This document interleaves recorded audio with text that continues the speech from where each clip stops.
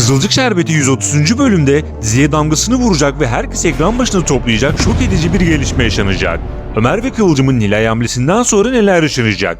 Ve Ömer kurtulabilecek mi? Çimenli Ünalların evinde neler bekliyor? Herkese ahlak dersi veren Salkım'ı tam 3 şok birden bekliyor. Bu 3 şok Salkım'ı darmaduman edecek.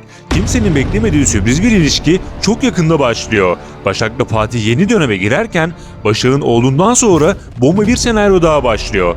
Ayrıca dizinin sezon finali tarihi belli oldu ve sezon finalinde beklenmedik vedaları izleyeceğiz. Hepsinden ve daha fazlasından şimdi bahsedeceğiz. Her detayı dikkatle dinleyelim. İlk olarak diziyle ilgili son gelişmeyi duyuralım. Şimdiden 5. sezon planlamalarına başlayan Kızılcık Şerbeti dizisinin sezon finali tarihi netleşti. Fenomen dizi 22 Mayıs'ta 138. bölümüyle sezon finali yaparak ekran serüvenine 3 aylık bir ara verecek. Sonrasında 5. sezonuyla baştan aşağı değişecek senaryolarıyla macerasına kaldığı yerden devam edecek. Ayrıca sezon finali bölümünde birbirinden sürpriz ve beklenmedik vedalar yaşanacak. 4 sezondur oyuncu kadrosunda olan bazı isimlerle yollar ayrılacak ve yine kaos dolu, heyecan dozu yüksek bir sezon finali olacak. Şimdi gelelim son yaşanan bomba olaylara ve devamında nelerin olacağına.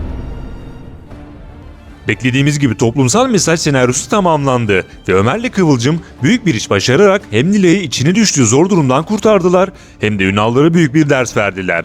Nilay geçici süreliğine Kıvılcımların yanında kalacak ve sonrasında annesinin yanına yerleşecek.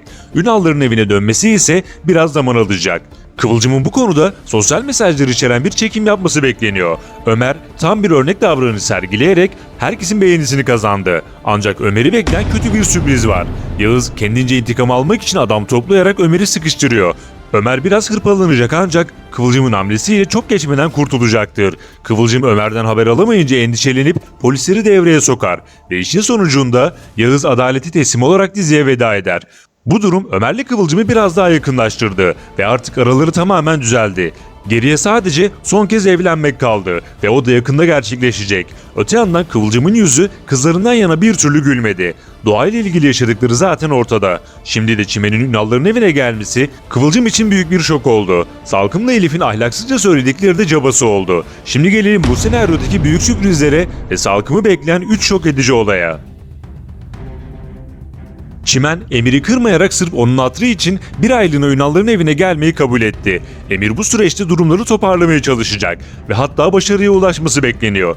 Özellikle Ünalların şirketinde çok başarılı işleri imza atıp hem Abdullah'ın takdirini kazanacak hem de Fatih ile büyük bir rekabet yaşayacak. Çimen ise beklenildiği gibi Ünalların evinde kaos dolu günler yaşamaya başlayacak. Fakat Çimen bu defa hazırlıklı. Salkım'la Elif'in eline pek fazla koz vermeyecek. Salkım ise son yaşananları kendi zaferi olarak ilan ediyor fakat kendisini bekleyen 3 büyük şoktan haberi yok. Şimdi bu senaryolara kısaca bakalım. Salkım'ı bekleyen birinci şok oğlu Emir'le ilgili. Salkım zannediyor ki oğlu artık dizinin dibinde ve her dediğini yapacak. Fakat artık eski Emir olmayacak. Annesinin her dediğini yapan, dizinin dibinden ayrılmayan Emir artık gidecek. Onun yerine annesinin ağzına bakmayan ve işini koruyup kollayan bir Emir gelecek. Doğal olarak bu da Salkım'ın çok zoruna gidecek. Salkım'ı bekleyen ikinci şok kızı Elif. Ayran gönüllü ve daldan dala atlayan Elif zıvanadan çıkmaya devam edecek. Bir yandan gözüne babası yaşındaki Tuncay'ı kestirdi, bir yandan da doktora giderek estetiklere başlayacak. Artık kendi bildiği yoldan gidecek ve bu durum Salkım'ın ahlak ve kültür kurallarına tamamen aykırı gelecek. Herkese büyük lokmaya büyük söz söyleme diyen Salkım'ın asıl büyük imtihanı kızı Elif'le olacak ve kınadığı her şeyi birer birer yaşamaya başlayacak. Şimdi gelelim 3. ve asıl büyük şoka. Kızılcık Şerbeti videolarımı izleyenler bilir. Birçok videomda Abdullah ve Asude teorisinden bahsetmiştim ve bu teori gerçek oluyor. Üstelik bu karakterleri canlandıran tecrübeli isimler Ahmet Mümtaz Taylan ve Servet Pandur bir programda bu senaryo ile ilgili bomba bir spoiler verdi. Ne diyorsun, bu Asude ile Abdullah'tan bir şey olur mu? Abdullah'a bağlı artık. Azaldın Salkım'dan sen. herhalde bir müddet sonra illallah edecek. Edecek mi diyorsun? Yani çok yakında ailedekilerin beklemediği Abdullah ve Asude ilişkisi başlayacak. Abdullah zamanla Salkım'dan ve yaptıklarından daha da bıkacak ve iyice bunaldıktan sonra dertleşmeye başlayacağı Asude ile etkileşimler yaşamaya başlayacaktır. Bu da Salkım için en büyük şok olacak. Şimdi gelelim Başak'la Fatih'i bekleyen yeni sürpriz senaryoya. Cemo, Başak'ın çocuğu çıkınca hem Başak'ın geçmişini izledik hem de oğluyla yüzleşme sahnesini. Elbette Başak bunu artık inkar etmeyecek ancak Fatih'le araları bozuluyor. Bunun sebebi de Fatih'in Başak'ın yalanını yakalamış olması.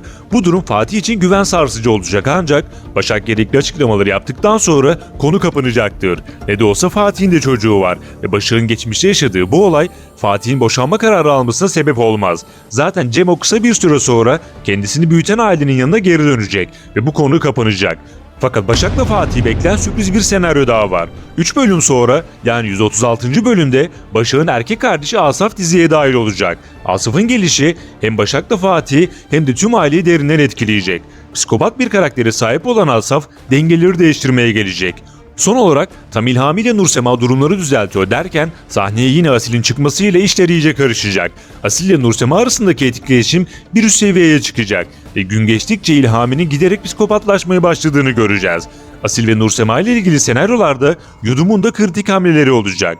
Peki siz son yaşananlarla ilgili neler düşünüyorsunuz? Durumları nasıl değerlendiriyorsunuz? Düşüncelerinizi ve fikirlerinizi yorumlarda mutlaka belirtin. Yeni videoları ve gelişmeleri kaçırmamak, anında haberdar olmak için kanala ücretsiz bir şekilde abone olarak bildirimleri açabilirsiniz. Bir sonraki videomuzda görüşmek üzere. Hoşça kalın.